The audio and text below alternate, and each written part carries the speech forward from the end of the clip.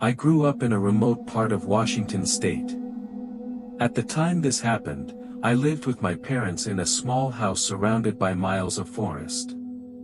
The nearest town was about 20 minutes away, and our closest neighbors lived nearly half a mile in either direction. That kind of isolation was normal where we lived. I'd spent my entire childhood there, so the quiet never really bothered me. Until one night during spring break when I was 14. My parents had originally planned a family trip to Florida, and we were supposed to leave Sunday morning for the airport.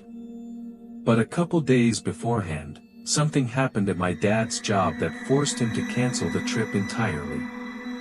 I was upset about it, so my parents tried making it up to me by taking me to a water park instead. We spent most of the day there. But late that afternoon, massive storm clouds rolled in fast. Within minutes, everyone started leaving as thunder rumbled overhead. By the time we got home, the storm was brutal. Rain pounded the roof, lightning flashed constantly through the trees, and thunder shook the entire house. As we pulled into the driveway, my dad immediately noticed the garage door standing wide open. He assumed he'd accidentally left it that way. But my mom insisted she remembered watching it fully close before we left earlier that morning. Still, nothing else looked wrong. We all went inside while my mom closed the garage from the wall button. My parents settled into the living room while I headed upstairs toward my bedroom. Halfway up the stairs, I suddenly thought I heard movement somewhere down the hallway. I stopped. The rain outside was so loud that I couldn't tell whether I actually heard something or imagined it. Trying not to freak myself out, I continued upstairs. That's when I noticed my bedroom light was on. I froze. I knew for a fact I hadn't left it on earlier. I barely even used that light during the daytime. At first I tried convincing myself I'd simply forgotten. But something about it felt wrong. I stood outside my room listening carefully. For several seconds, everything was silent. Then I heard faint shuffling noises inside. Very quiet. Like something slowly moving around.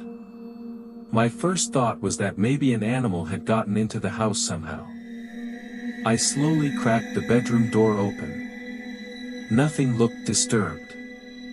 No mess. No knocked over furniture. No sign of an animal anywhere.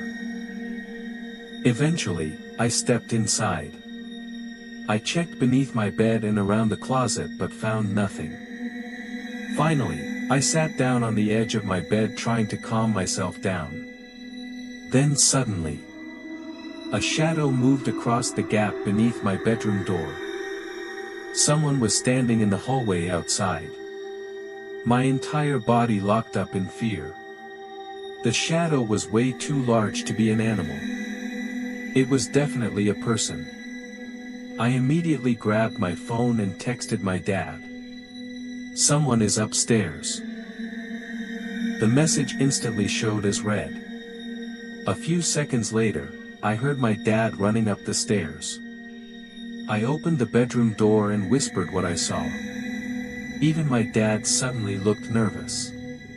Together, we slowly walked back down the hallway toward the stairs. The second we reached the bottom floor, a loud thud echoed upstairs.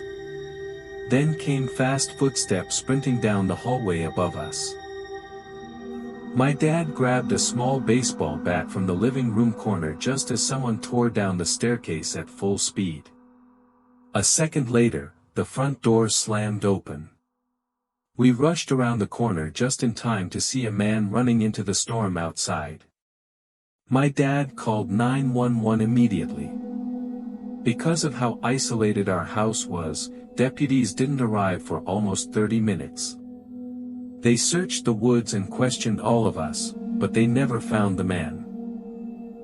Later, the police suggested the intruder may have known we were supposed to leave for vacation that morning and expected the house to be empty.